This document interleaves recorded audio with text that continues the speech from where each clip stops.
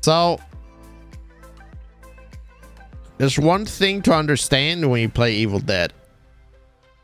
There's no such thing as good survivors, only good compositions, only good teams. But with that said, there are some survivors that are better than others. Like Henrietta is the best survivor. No, I'm kidding. So this is here right now. I'm gonna build. This is for solo queue, right? If you're gonna play solo queue, this here, this is what you're gonna expect. Because no matter what survivor you play, doesn't matter. As long as your composition is good, you can play pretty much anything you want. There's only one survivor, in my opinion, is not very good, and that is Pablo. And I will explain why I put him in B tier. I will put him in B tier, and the reason for this is because one of his abilities are absolutely useless. His stealth mechanics, absolutely useless. It's the only character in the game that actually has a useless ability. Everybody else, Henry, all his abilities are good. Ed, all is good. Ash, all is good. Scotty, all is good. Ash, good. Arthur, good. Mia, good. Amanda, good. Annie, Cheryl, Sash, Leader Ash, Blacksmith, David, and Kelly. It's all good, right? Pablo, not so good. He has one ability that is good. He can create amulets, which is good. But, you know, Blacksmith has kind of a very similar ability where 50-50 can, like every 1 minute can... That makes him able to, like, statistically, he would make an amulet once every minute. And that's actually shorter than Pablo. And also, he will... he also is a lot tankier than Pablo. He does more damage than Pablo. The only thing is that he can't use a ranged weapon. But then again, supports don't do that much damage. But he does insane amount of, you know, melee damage, so they kind of, you know, compensate it. And the reason for I think Pablo's invisibility skill is useless is because the only time that you can use it is when you early game rush a demon. But the thing is, if you're playing a carry role in a solo queue, you want to carry the game for your teammates, then you want the demon's attention on you. And Pablo kind of, you know, doesn't really work like that. You want to go sneaky. So what happens is the demon fights your teammates that plays like absolute dark shit. And he's going to kill off your teammates. And then he's going to get levels. And then he's going to kill you. So, por Pablo. Since this is solo queue, pretty much a solo queue tier list, you can play any character you want, and you will still be able to win a lot of games if you play really well and your teammates are not completely pepega. The only thing you have to keep in mind is to have a good mix of warriors, hunters, leaders. I mean, not this leader in this composition maybe, and a healer. And you can run pretty much whatever you want, and it's gonna be good. It's gonna be good. It doesn't matter. Doesn't matter. But if you start stacking specific stuff, like let's have a David, we have a Blacksmith, Ed, and Arthur. I mean, this comp right here is pretty terrible. And if you, for example, you don't even run a healer, you just go like this, pretty terrible. This is gonna, yeah, this is pretty bad too. But if you mix and match them together in a better way, like Arthur, maybe not, you take Scotty and you take Mia, And you take like blacksmith here. This is pretty solid. You're gonna do insane damage, right? So like I said before, it's not about survivors, it's about the compositions you make. Always when I go into a solo queue, I always fill my role to try to make a good survivor composition, and do not focus so much about what I want to play. If you want to win games, that is.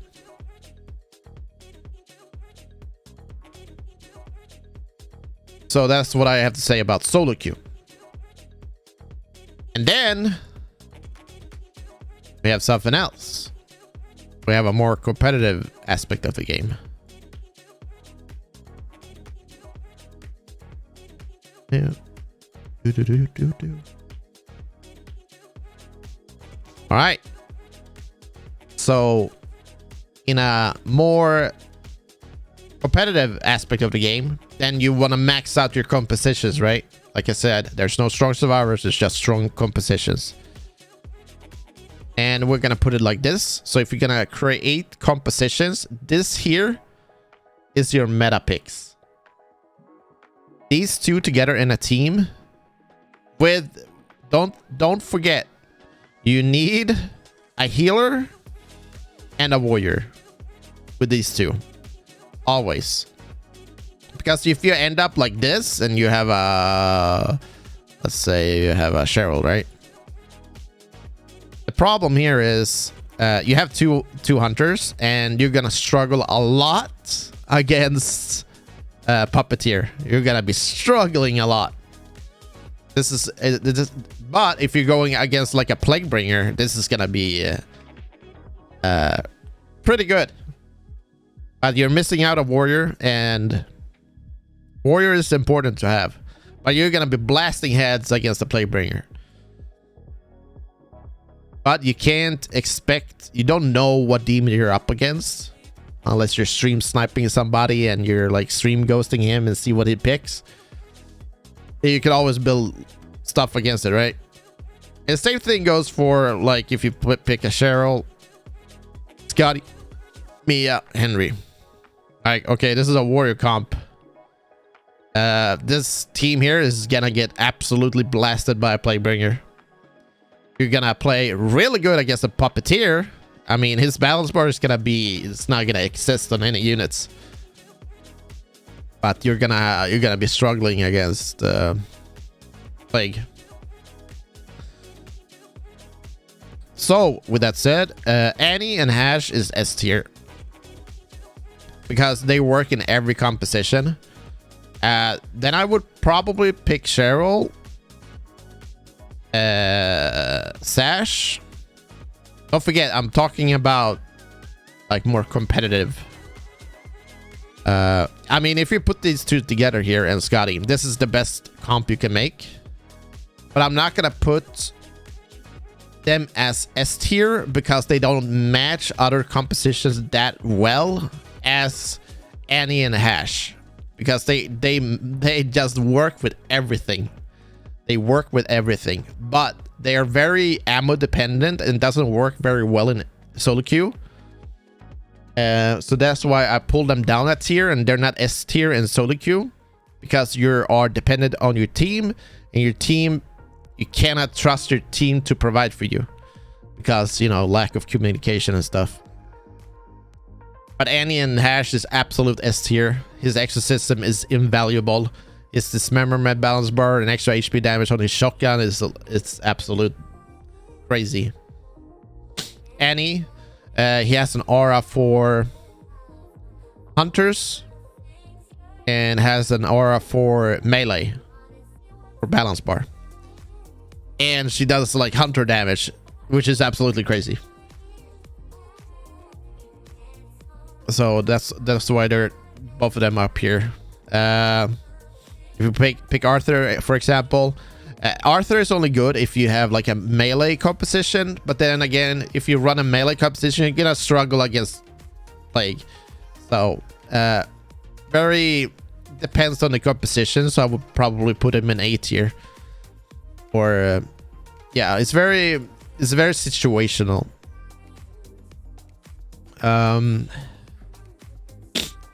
Like Amanda can be good too.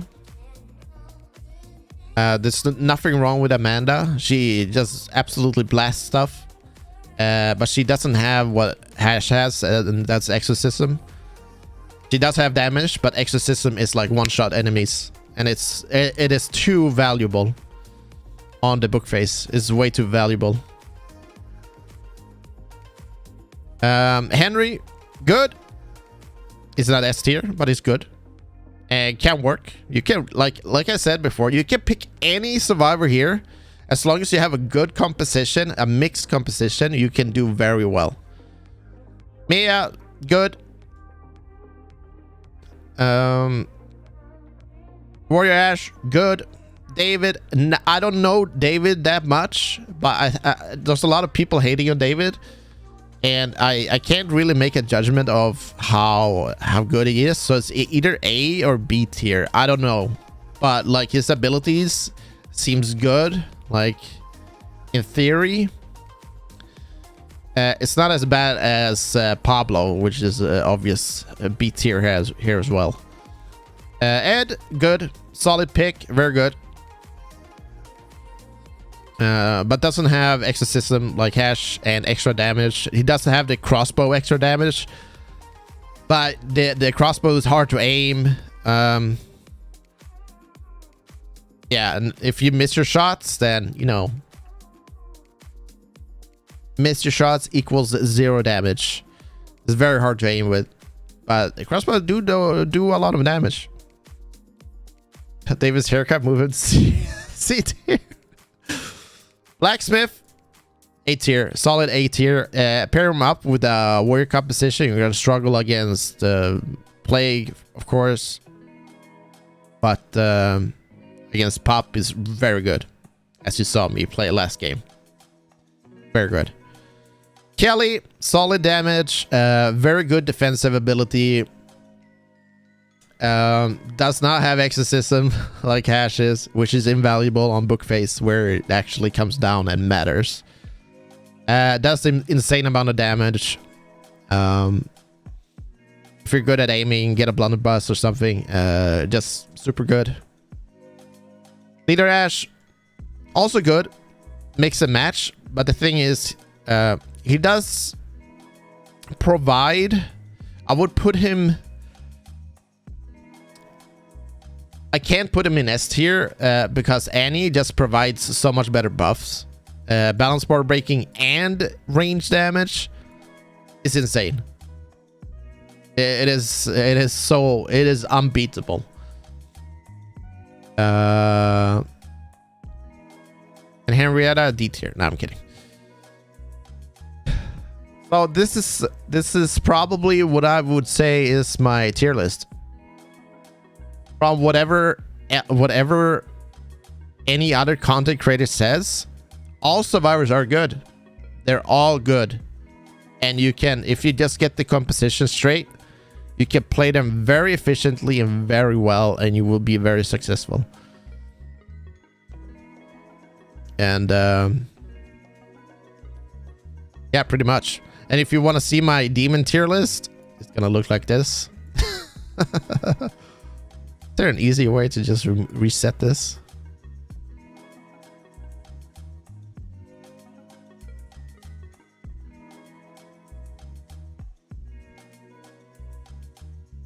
It's gonna look like this.